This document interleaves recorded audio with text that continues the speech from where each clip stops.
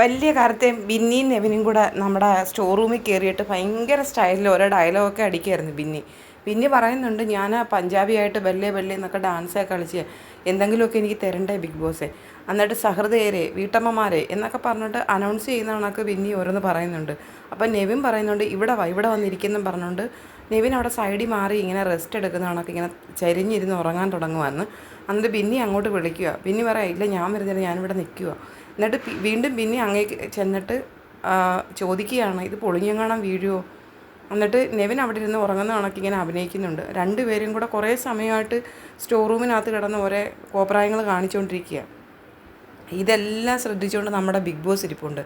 അപ്പോഴേക്കും ബിഗ് ബോസിൻ്റെ അനൗൺസ് വരുന്നത്, നിവിൻ്റെ റെസ്റ്റ് എടുക്കാനുള്ള സ്ഥലമൊന്നുമല്ല store room. Bigg Boss announce ചെയ്യുന്നുണ്ട്, ക്യാപ്റ്റൻ നെവിനോട് സ്റ്റോർ റൂമിൽ നിന്നും ഇറങ്ങാൻ പറയൂ, അതുപോലെ ബിന്നിയെയും സ്റ്റോർ റൂമിൽ നിന്ന് ഇറങ്ങാൻ പറയൂ.